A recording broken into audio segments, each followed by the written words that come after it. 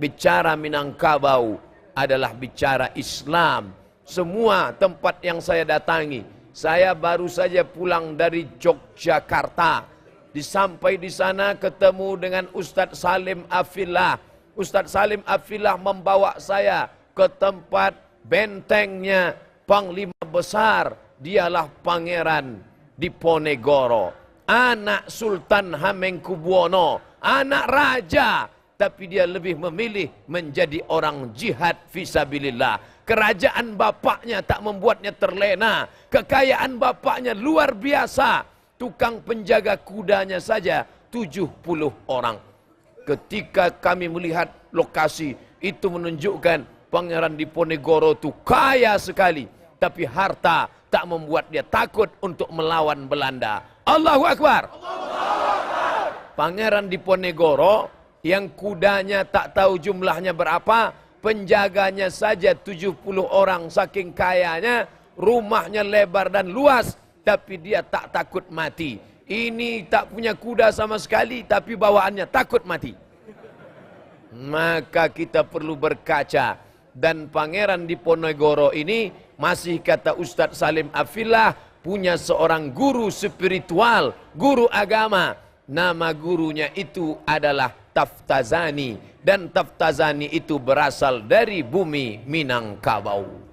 Maka bangga kita menjadi orang Minangkabau. Allahu Akbar. Saya ceramah ke Sulawesi Selatan, Makassar, dan di sana berjumpa dengan jamaah.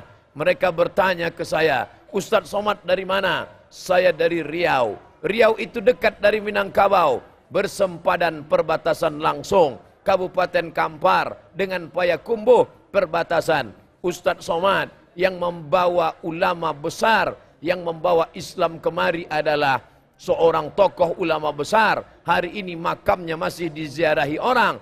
Dan dia berasal dari bumi Minangkabau. Allahu Akbar. Itu balon meletup, jangan terkejut. Belum bom atom Hiroshima Nagasaki lagi. Bagaimana mau melawan Cina dan Belanda?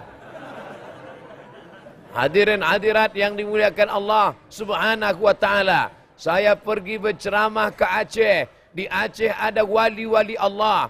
Di antaranya adalah Tuan Syekh Krongkali. Di antaranya adalah Syekh Abdul Raub As-Singkili. Di antaranya juga adalah Syekh Nuruddin Ar-Raniri.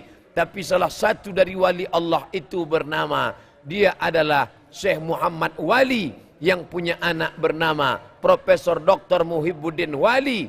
Dan Syekh Muhibbuddin Wali punya anak bernama Muhammad Wali, Syekh Tarekat Naqsabandiyah. Dan beliau itu berdarah Minangkabau.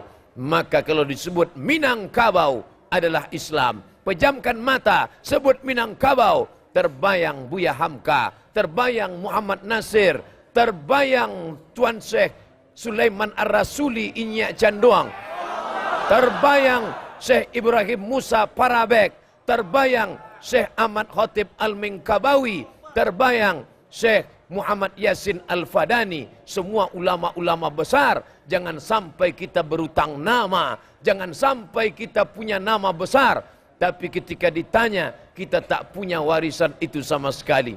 Hari ini sampai sekarang ulama-ulama besar di Mesir, kalau dibaca sanad-sanad keilmuan mereka, Syekh Ali Jum'ah mengambil hadis dari siapa? Saya baca silsilahnya, dia mengambil dari Syekh Muhammad Yasin Al-Fadani. Ada kitab ditulis oleh Syekh Mahmud Said Mamduh, membantah hadis-hadis yang dikatakan dhaif oleh Syekh Albani. Hadza hadisun dhaif, hadza hadisun dhaif, hadza hadisun dhaif. Ini hadis dhaif, ini hadis dhaif, ini hadis dhaif. Ternyata setelah diperiksa, diteliti oleh Syekh Mahmud Said Mamduh, hadis-hadis yang dikatakannya dhaif itu qultu bal sahih. Hadis ini sebenarnya sahih, dia tidak nampak syawahid wa mutaba'at. Bal hadza hadisun hasan. Sebenarnya hadis ini hasan. 7 jilid panjangnya. Nama kitabnya At-Ta'rif bi Auhami man qassama sunan baina sahih wa dhaif. Syekh Mahmud Said Mamduh sampai hari ini masih hidup di kota Kairo, bulan yang lalu saya ke Mesir, saya bertamu ke rumahnya. Bertamu pertama kali saya datang. Bertamu kedua kali datang ke majelisnya. Bertamu ketiga kali ikut beberapa mahasiswa kesepakatan mahasiswa Minangkabau. Lalu sahabat saya ini pun duduk dekat Syekh Mahmud Said Mamduh. Dia tanya, "Min aina anta?" Kamu dari mana? "Ana Minangkabawi." Ambo orang Minang. Langsung Syekh Mahmud Said Mamduh mencium kepalanya. Kenapa? Karena Syekh Mahmud Said Mamduh merasa berhutang budi kepada orang Minangkabau. Sebagian sanad-sanad ilmunya dia ambil langsung dari Syekh Muhammad Yasin Al-Fadani. Langsung diciumnya kepala anak Minangkabau. Kenapa? Ini orang satu bangsa dengan guruku. Ambo pertemuan ke Ampe cuma cium tangan saja. Manca lihat anak Minangkabau dicium kepalanya, dalam hati ambo, manga ndak mengaku dari Minangkabau lu ambo patang. Bapak Ibu yang dimuliakan Allah Subhanahu wa taala, maka nama besar ni mesti kita jaga. Nama besar ni mesti kita pelihara.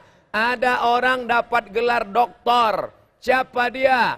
Tuan Guru Bajang. 2012 dapat gelar doktor tafsir dari Al-Azhar Mesir. Sekarang ketua IAAI se-Indonesia, Ikatan Alumni Al-Azhar. Alhamdulillah dipimpin oleh Gubernur NTB, baru saja dilantik, yang tak lama lagi akan jadi calon wakil presiden Republik Indonesia. Hafal Al-Quran, 30 juz di kepalanya, ulama Ahlus Sunnah wal Jamaah, cucu langsung dari Tuan Guru Syekh Zainuddin, pendiri Nahdlatul Watan dari Nusa Tenggara Barat. Tapi dia kuliah baru dapat doktor, S1, S2, S3 baru dapat doktor, berpuluh tahun baru dapat doktor. Tapi orang Minangkabau tidak pernah terdaftar, tidak pernah kuliah, langsung dipanggil dapat gelar doktor. Siapa dia? Dr. Haji Abdul Malik Karim Amrullah. Ambo sampai tahun di Kairo cuma dapat LC. Sakit hati ambo pada Buya Hamka. Nyonda ada kuliah di Mesir, tiba-tiba dikasih gelar doktor dari Universitas Al-Azhar. Satu-satunya dalam sejarah Indonesia yang anaknya dapat doktor, ayahnya juga dapat doktor, hanya dari bumi Minangkabau. Siapa itu? Haji Abdul Malik Karim Amrullah dapat doktor, ayahnya pun dulu dipanggil Inyak Doktor. Siapa dia? Abdul Karim Amrullah.